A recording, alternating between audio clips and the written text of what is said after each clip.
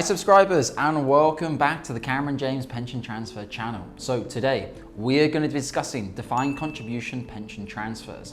My name's Dominic James Murray. I've been transferring UK pensions for over 10 years now. For better or worse, it's all I did since I came out of university. So I hope my experience can be useful for you in your pension transfer. Okay, so why are we discussing defined contribution pension transfers? Well, I would say even I'm guilty of this as well. My channel is so dedicated in talking about final salary or defined benefit DB pension transfers. This is kind of forgetting that nearly everyone has defined contribution schemes in the UK. Your defined contribution schemes, you could also say, a lower hanging fruit than your defined benefit scheme. Your defined contribution scheme, to break it down, is a very simple investment. Effectively, as the contributions you put in, the contributions your employer put in, and then you have your growth minus your charges equals the value of your pension. Simple. In a defined benefit scheme or a final salary scheme, you have your contributions, then majority will be the contributions from your employer. You then have indexation, inflation linking, etc. inside that defined benefit scheme. As such, your defined benefit scheme is actually far more of a valuable asset to you than your defined contribution scheme, because your defined contribution scheme will only go up if the markets go up. If the markets go down, it will go down, plus or minus growth, fees and charges. In a defined benefit plan, it will go up regardless. If the markets crash by 10%, your defined benefit scheme will still go up. It will still be index linked and inflation linked. So it's a very big difference between the two. So what I would say for defined contribution schemes is that if you're thinking of working with a financial advisor and you want to understand you have DBs and you have DCs, I would suggest doing the DCs first. It's a little bit less onerous in terms of the advice process. There's less risk on your side as well. There's less cost on your side, and you get to know your financial advisor inside out. Are they good? Are they not? Are they fast? Do they get the forms done? Do they make mistakes? Did they get the transfer done for you? Are you happy with the growth? Yes or no? Once you've completed that, you could then maybe look to go back and do your DBs. A very good example of this is a client that did a pension transfer for in Spain a couple of months ago. He had a 600 or 700k Hargreaves Lansdowne SIPP, and he was worried about lifetime allowance. We wanted to move into a QROPS. Just a note, QROPS can be used by UK residents and also non-UK residents. He also has a DB scheme in the UK for around 270k. He actually also had a DB scheme under 30k. So he did the DC with us, and then he did the DB under 30k with us, and he left the larger DB pot. He's probably thinking, I'd like to get to know Dominic first. I'd like to see what the service is like, check out the growth for a couple of months, then I'll do the DB advice process. So, defined contribution pension transfers don't get as much publicity. The headlines are full of final salary, FCA rules, but defined contribution pension schemes still make up the majority of UK pension scheme assets, particularly in later years. At the moment, still a lot of DB final salary schemes are closing and pushing you into DC schemes instead. So, a lot of my clients say to me, okay, Dominic, sounds great. DCs are not as complicated as DBs, so it must be cheaper. Well, unfortunately not. Particularly since the legislation came in from the government in 2021, the 1st of December, with amber and red flags on all UK pension transfers. So, for example, at Cameron James, we have an advice cost model of up to £250,000. Setup fee is 3%. For 250 to a million, it's 2%, and over 1 million, it's 1%.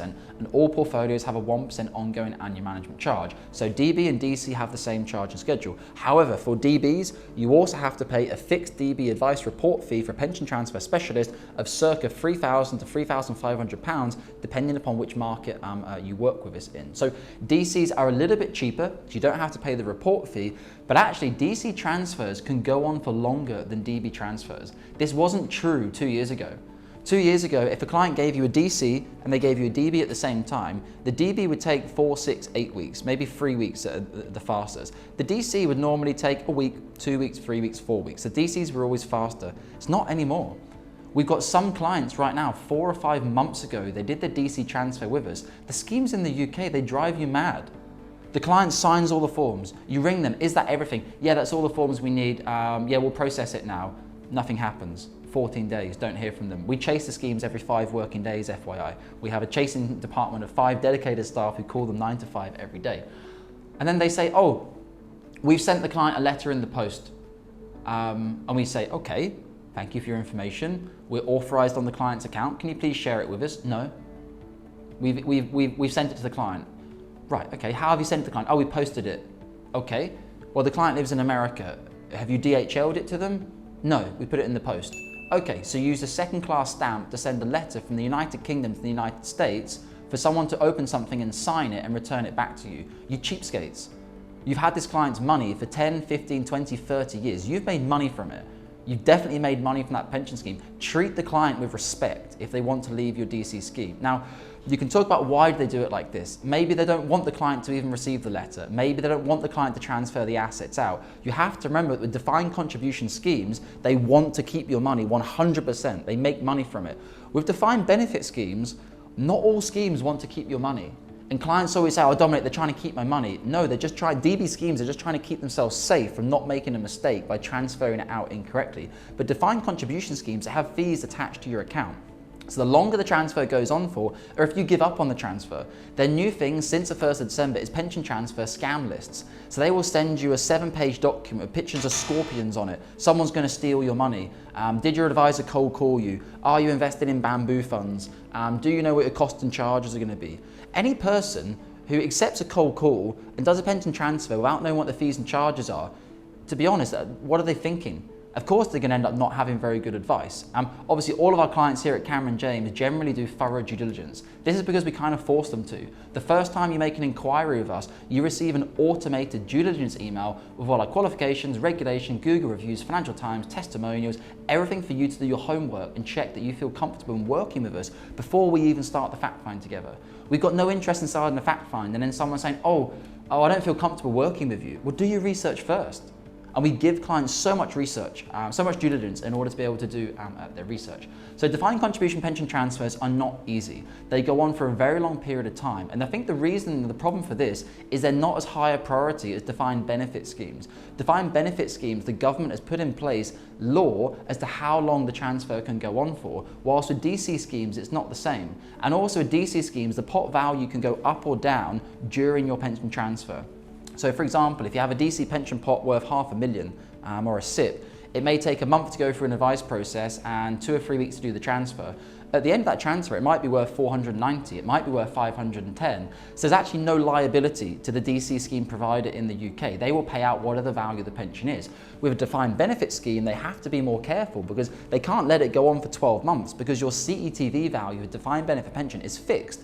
And if they go on for 12 months, you've lost out on a serious amount of growth and they would be breaching TPR and FCO rules in terms of how long pension transfers need to take. So I hope I've given you a little bit of information here between DC and DB. If you've got a defined contribution pension transfer that you're considering, get in touch with us. We'll get you booked in for a free initial consultation. For all DC pension transfers, we will always write you a free advice report. For DBs, we cannot write a free advice report. It has to come from the PTS and the cost is $3.5 grand. For defined contribution schemes, you get to understand in advance exactly where I will invest your money, what platform, what SIPP provider, what underlying funds. The risk is you could go and take all that advice and go and do it yourself, but you wouldn't get very far forward. Okay, you might go and open up a Hargreaves Lansdown SIPP, great. Use the portfolio that Dominic gave you, brilliant, I'm set. I've got low cost, great platform, I can effectively take all Dominic's advice for free. But what happens in 12 months' time? What happens when the market's correct and you don't know what to do because you're a retail investor and you've never managed your own money before? If markets dip 5, 10, 15, 20%, you'll probably sell. I know this because retail clients email and say, Dominic, I want to move into cash. At the worst possible times when volatility is killing the market, you don't sell to cash during volatility. It's the oldest trick in the book. It's the fastest way to lose portfolio value. Obviously, if markets dip by another 10%, then okay, great. You may have saved yourself from a bit of the drawback, but then when do you invest again? How do you know when the market's going to go up again? You don't. I don't.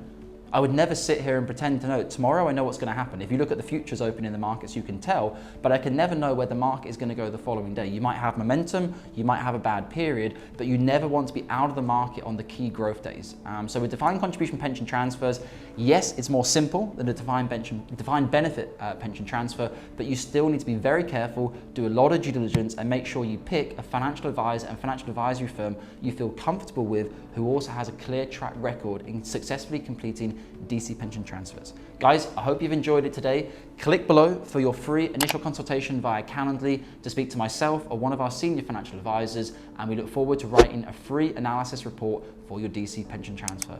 Like, share, and comment below, and I'll see you on the next video. Thank you very much. Bye-bye.